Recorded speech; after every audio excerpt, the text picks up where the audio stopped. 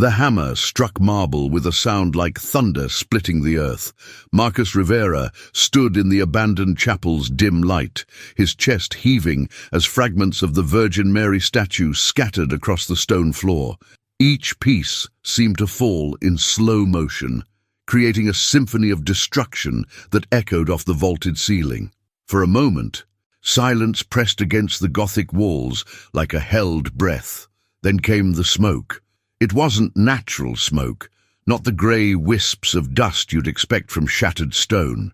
This smoke was thick, almost liquid, rising from the broken pieces with an otherworldly darkness that seemed to absorb the fading daylight streaming through stained glass windows.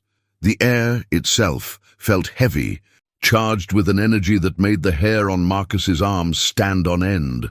Before we go deeper into this mystery, take a moment to subscribe to Virgin Mary Mysteries. Stories like this are too powerful to experience alone.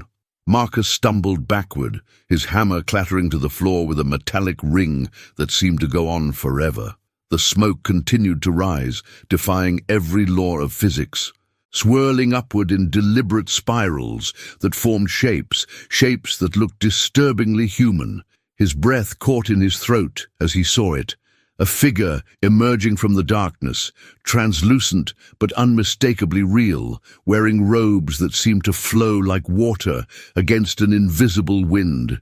The temperature plummeted without warning. His breath became visible puffs of vapor as an overwhelming sense of presence filled the chapel, pressing against his consciousness like a weight he couldn't shake. This wasn't just destruction. This was awakening. Something that had been sleeping within that marble for over a century had been violently torn from its rest, and now it was free.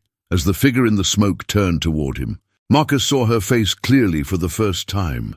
The same face that had been carved in the statue, but now alive, moving and bearing an expression of such profound sorrow that his knees nearly buckled beneath him. Her eyes held depths of pain that seemed to stretch back through generations, through decades of prayers whispered in this very chapel. The smoke began to coalesce, growing denser, more defined. Marcus could make out the delicate features, the flowing hair, the hands that seemed to reach toward him with both blessing and judgment. Every fiber of his being screamed at him to run, to flee this place and never look back. But his feet remained rooted to the ancient stone floor, as if the very earth was holding him captive. He had come here to destroy his faith, to strike a final blow against the God who had taken everything from him. Instead, he had unleashed something that would forever change his understanding of what faith truly means, what love costs, and what happens when we break what was never meant to be broken. The smoke began to move toward him with purposeful intent, and Marcus realized with growing terror that this was only the beginning. 6 months before that hammer fell, Marcus Rivera had been a different man entirely. He walked the halls of St. Augustine's Seminary with the quiet confidence of someone who had found his calling. His professors praised his theological insights. His fellow seminarians sought his counsel during moments of doubt. And his spiritual director often remarked that Marcus possessed the rare combination of intellectual rigor and genuine faith that made for exceptional priests. But faith, Marcus would learn, is a fragile thing when tested by the unthinkable. The call came on a Tuesday evening while he was studying Thomas Aquinas in the library. His sister's voice, barely recognizable through the sobbing, delivered words that would shatter his world. "There's been an accident. They're gone, Marcus. Sarah and the kids. They're all gone." A drunk driver had crossed the median on Highway 101. His sister Sarah, his brother-in-law David, and their 3 children, ages 6, 8, and 10, had been returning from a family camping trip when their lives were stolen in an instant. The other driver walked away without a scratch. Marcus left the seminary that night and never returned. The funeral was held at Sacred Heart Church, where Marcus had served as an altar boy, where he had felt his first stirring of vocation, where he had imagined celebrating his first Mass as a newly ordained priest. Instead, he found himself standing before 4 coffins, his faith crumbling like ancient parchment in his trembling hands. The priest's words about God's plan and eternal peace felt like mockery. The mourner's assurances that his family was in a better place only fueled a rage that burned hotter with each passing day. Where was God when Sarah needed him? Where was the divine protection that Marcus had preached about, believed in, built his entire life around? Months passed in a haze of grief and growing anger. Marcus moved into Sarah's house, unable to bear throwing away the children's toys, their artwork still hanging on the refrigerator. He stopped praying. He stopped attending Mass. He stopped believing in a God who would allow such senseless suffering to exist. But rage needs a target, and Marcus found his in the abandoned St. Catherine's Chapel on the outskirts of town. The small stone building had been closed for decades, its congregation dwindled to nothing, its doors locked and windows boarded. Yet somehow the statue of the Virgin Mary remained, her marble face serene and untouched by time, her hands outstretched in eternal blessing. She became the focus of all his hatred, the symbol of every unanswered prayer, every false promise of divine love. Night after night, he would drive to the chapel, staring at that statue through the cracked windows, planning what he would do when he finally found the courage. He would imagine her marble eyes judging him, mocking his pain, indifferent to his loss. The courage came on the anniversary of the accident, along with a hammer and a heart full of bitter determination to make God feel even a fraction of the pain that had consumed his soul. The statue that Marcus destroyed had been waiting for this moment for over a century. Carved in 1847 by Giovanni Benedetti, a master sculptor whose heart had been shattered by his own unspeakable loss. The Virgin Mary statue was born from grief as profound as Marcus's own. Benedetti's 7-year-old daughter, Eleanor, had died of cholera during the epidemic that swept through his Italian village, taking with her not just his joy, but his reason for living. For months after Elena's death, Benedetti could not work. His hands, once capable of breathing life into cold stone, trembled with each attempt to create. But one night, in a dream that felt more real than waking, he saw her, the Virgin Mary, standing beside Elena's grave, her face bearing the same expression of maternal love and infinite sorrow that he had witnessed in his own wife's eyes. When he woke, Benedetti knew what he had to do. He carved the statue with obsessive precision, working through nights when sleep would not come, pouring his grief into every delicate fold of her robes, every gentle curve of her outstretched hands. But this was no ordinary sculpture. As he worked, strange things began to happen. Neighbors reported seeing lights emanating from his workshop at impossible hours. The marble seemed to warm under his touch, as if it contained some inner fire. Most remarkably, tears began to appear on the statue's face as he carved, real moisture that could not be explained by humidity or condensation. When local priests examined the phenomenon, they declared it a miracle. 3 bishops came to bless the completed work, and each reported the same unsettling experience. The statue's eyes seemed to follow them, filled with a compassion so deep it was almost unbearable to witness. The statue was installed in St. Catherine's Chapel in 1848, where it quickly became a pilgrimage site. People traveled from across the region to pray before it, seeking comfort for their own losses, their own broken hearts. Many claim to have experienced healings, not just physical, but spiritual. The statue seemed to specialize in mending what was shattered beyond human repair, but the statue's power came with a price. Church records, locked away in diocesan archives, told a darker story. 3 times in its history, the statue had been damaged by those consumed with rage against God. In 1863, a man whose wife died in childbirth tried to burn it. In 1924, a father who lost his son in the Great War attempted to chip away its face with a chisel. In 1978, a woman whose entire family perished in a house fire struck it with a sledgehammer. Each time, witnesses reported the same phenomenon: Smoke that rose from the damaged marble, smoke that took shape, smoke that seemed to reach toward the perpetrator with what could only be described as desperate love. And each time, the person responsible vanished without a trace, leaving behind only stories too strange for most people to believe. Now, as Marcus stood in that chapel with fragments of marble at his feet, he had become the fourth. The witnesses would never forget what they saw that night. Mrs. Elena Vasquez lived in the house closest to St. Catherine's Chapel, close enough that the sound of shattering marble woke her from sleep. She peered through her bedroom window just as the smoke began to rise from the broken building, and what she witnessed would haunt her for the rest of her life. It wasn't smoke like you'd see from a fire, she would later tell police, her voice trembling. It was thick, black, and it moved like it was alive. Like it had purpose, and the shapes it made. She paused, crossing herself. Mother of God, the shapes it made looked like people reaching, calling out. The chapel's security camera, installed years earlier to deter vandals, captured footage that defied explanation. The timestamp showed 11:47 p.m. when Marcus entered the building. At 11:52 p.m., a flash of light filled the frame as the hammer struck marble. Then came the smoke, rising not in random billows, but in deliberate spiraling patterns that seemed to form and reform into humanoid figures.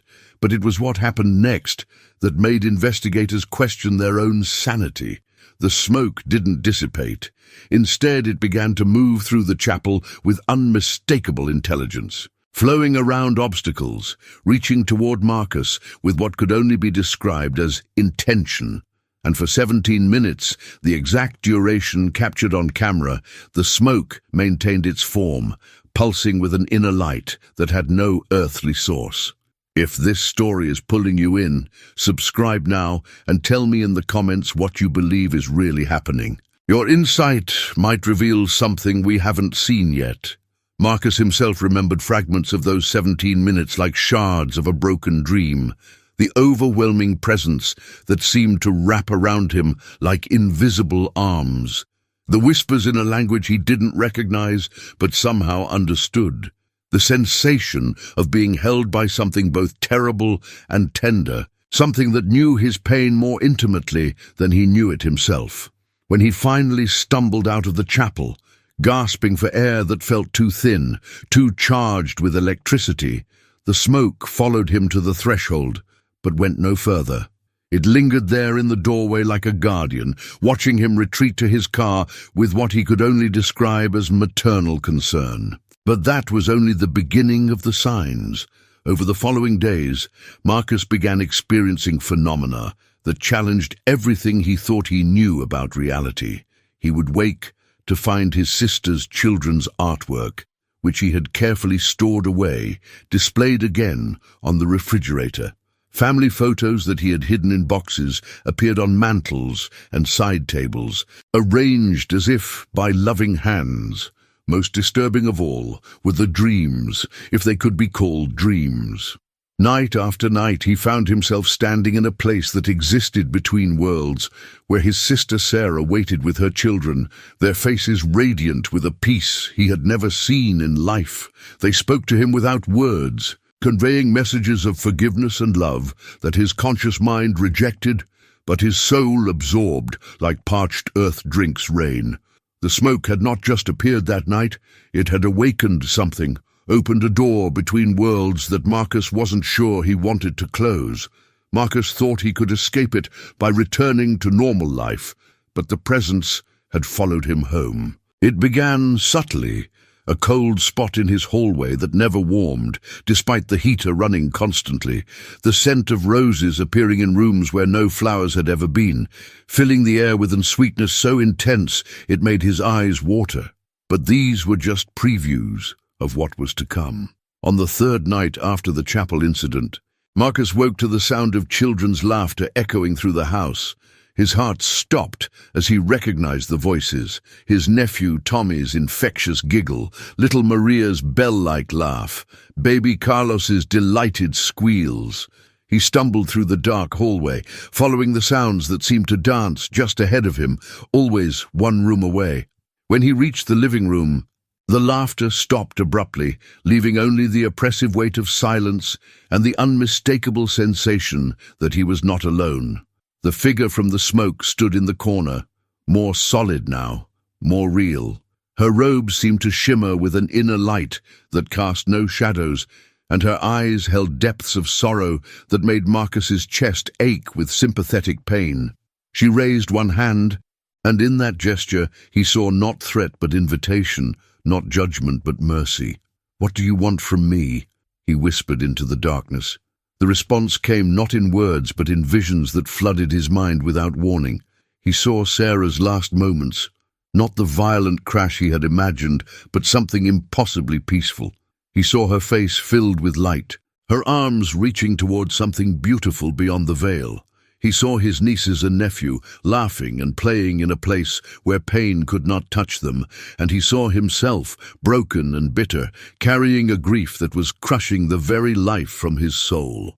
The visions shifted, showing him moments he had forgotten, Sarah teaching him to ride a bicycle when their parents were too busy, the way she had held him when he cried after his first heartbreak, her proud tears at his seminary graduation, the love in her voice when she called him brother priest and told him how excited she was to attend his ordination. "She forgives you," a voice whispered in his mind, though the figure's lips never moved. "They all forgive you." But Marcus wasn't ready for forgiveness. His anger was all he had left, the only thing keeping him from drowning in grief so profound it threatened to erase him entirely. He lashed out, grabbing a picture frame and hurling it at the apparition. The frame passed through her as if she were made of mist, shattering against the wall behind her. But instead of disappearing, she stepped closer, her expression unchanging, still that look of infinite compassion mixed with heartbreaking sadness. The temperature plummeted. Marcus's breath became visible as frost began forming on the windows.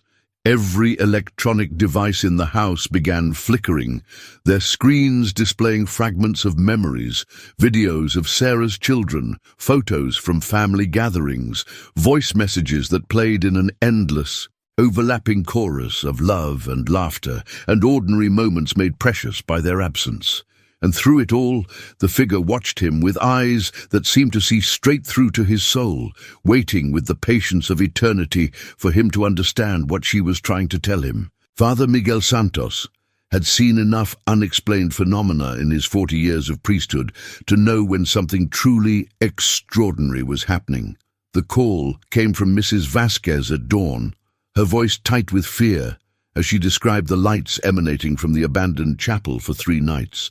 "Father, something is wrong there.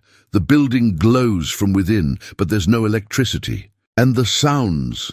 She paused. "It's like someone crying, but not human crying, something deeper, older." Father Santos arrived at St. Catherine's Chapel with Dr. Elena Rodriguez, a paranormal investigator whose scientific approach had earned respect even among skeptical clergy. What they discovered would challenge everything they thought they knew about the boundaries between worlds. The chapel interior was a study in impossible contradictions. The statue fragments remained exactly where they had fallen, yet the air shimmered with energy that made their instruments go haywire. Temperature readings fluctuated wildly, freezing to tropical heat within seconds.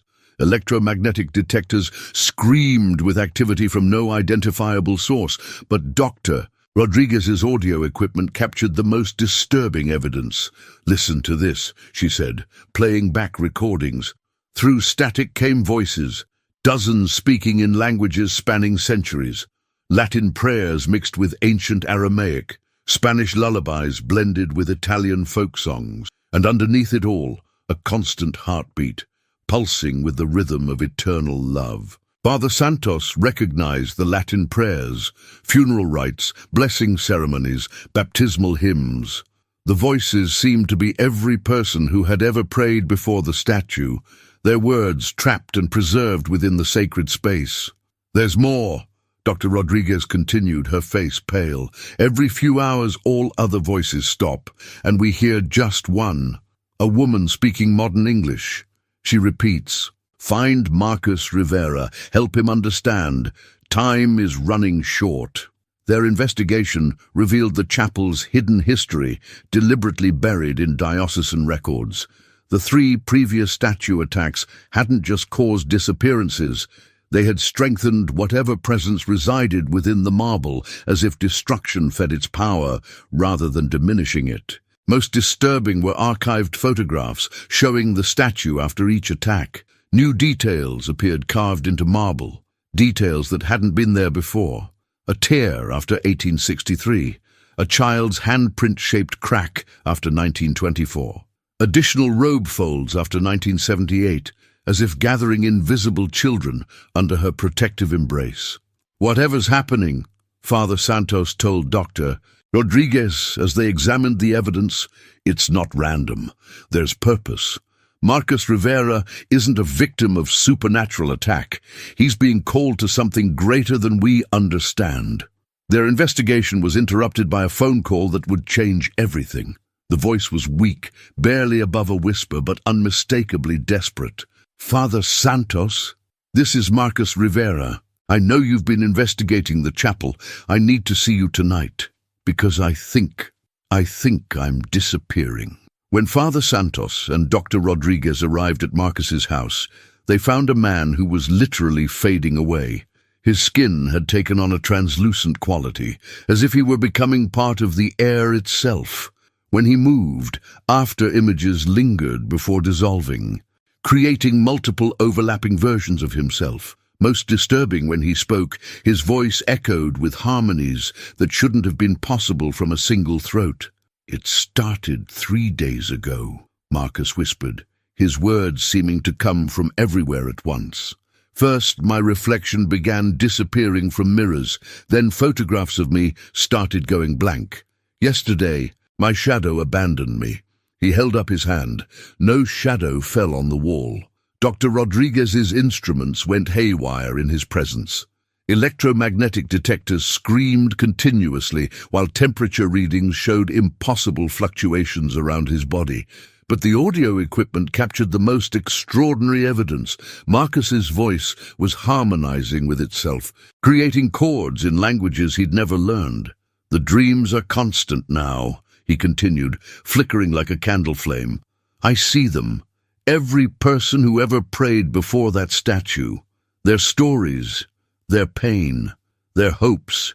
And she's there in every vision, gathering them, comforting them. But she's waiting for something, waiting for me." Father Santos leaned forward gravely. "Marcus, based on our research, you're being drawn into something that happened 3 times before. Each person who damaged the statue vanished completely, but we think we know where they went." He showed Marcus photographs from church archives, images taken after each attack. "Look at the new details that appeared. The tear, the handprint, the additional robe folds. We believe each person became part of the statue itself, their essence absorbed into marble, their souls enlisted in whatever mission she's carrying out." Marcus stared at the photos, translucent fingers tracing carved details. "You're saying they're still alive? Trapped in stone?" "Not trapped," Dr. Rodriguez interjected, studying readings. "According to electromagnetic signatures, whatever consciousness exists within that statue is incredibly active, purposeful. If the missing people are there, they're not prisoners, they're participants." The room plunged into darkness. When flashlights cut through the black, the figure stood among them, no longer translucent smoke but solid, radiant, undeniable. Her presence filled the space with energy that made the air sing. She looked directly at Marcus with eyes holding centuries of accumulated sorrow and love. When she spoke, her voice was like music made of starlight and tears.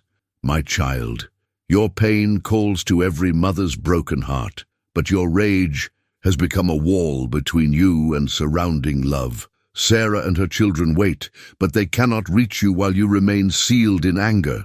Marcus fell to his knees, becoming so transparent the floorboards showed through his body.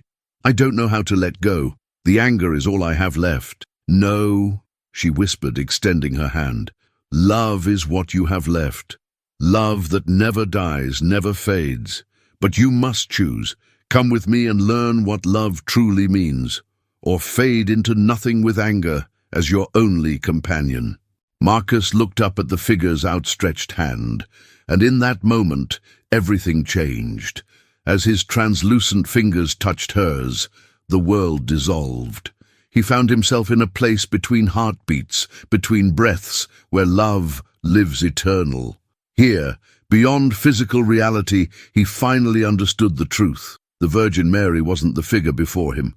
She was something more profound. This was the embodiment of every mother's love that had ever existed. Every protective embrace that had shielded a child from pain, every tear shed over a lost soul. She was the collective heart of maternal love itself, given form and consciousness. "I am not who you think I am," she said, her voice a symphony of every lullaby ever sung. "I am the love Sarah felt for her children, the love your mother felt for you, the love every parent carries beyond death." When Giovanni Benedetti carved that statue, his grief opened a doorway. His tears, mixed with marble, became a vessel for something humanity always needed, a bridge between the love we lose and the love that never dies. Marcus saw it all in visions that unfolded like blooming flowers. He witnessed Benedetti's daughter Elena, not dead, but transformed, becoming the first guardian in this realm of eternal love. He saw the 3 previous souls who had attacked the statue, not disappeared, but chosen to join this sacred mission of comfort and healing. "Each person who damages the statue in rage," she continued, "is someone whose heart is so broken they can no longer feel surrounding love. They are called here not as punishment, but as invitation, to become part of something greater than grief, stronger than anger." The space filled with figures, hundreds of souls who had chosen love over loss, who had become guardians for others walking through unbearable pain. Marcus saw the man from 1863, now radiant with peace, the father from 1924, his war-torn heart healed, the woman from 1978, her family restored in this place where love conquers death. "And Sarah," Marcus whispered, his heart breaking open with hope he was afraid to feel. She appeared as if summoned by love itself, his sister, whole and luminous, her 3 children laughing as they played in meadows of light. No sadness marked her face as she looked at her brother, only overwhelming compassion. "Marcus," Sarah said, her voice carrying every shared memory's warmth, "I never left you. We've been trying to reach you through your anger, but rage is a wall love cannot penetrate. We've been waiting for you to choose." "Choose what?" he asked, though part of him already knew. "Choose to let love be stronger than loss. Choose to transform pain into purpose. Choose to become a bridge for others who will face what you have faced." Sarah took his hands. "This is about connection, ensuring no one carries unbearable grief alone." Marcus felt his anger cracking like spring ice. Underneath, he discovered something he thought had died. An ocean of love so deep it could hold all the world's pain without drowning. "You become part of the greatest work there is," Sarah answered. "You help heal the broken-hearted."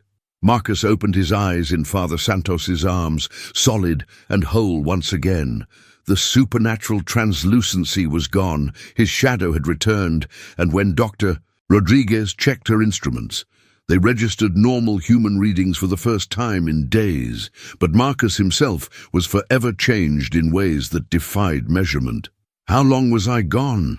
he asked, sitting up slowly in the rectory where they had brought him after he collapsed. "Gone?" Father Santos exchanged a puzzled look with Dr. Rodriguez. "Marcus, you never left. You touched the figure's hand and immediately fell unconscious. You've been out for exactly 17 minutes. 17 minutes. The same duration the smoke had maintained its form in the chapel." Marcus smiled, understanding now that time moves differently in the realm where love conquers death. But the real proof of his transformation became evident in the days that followed. Marcus returned to St. Catherine's Chapel, not as a destroyer, but as a guardian. Where the statue had once stood, he began building something new, not replacing what was broken, but creating something that honored what had been revealed. Working with his own hands, he crafted a memorial garden around the chapel.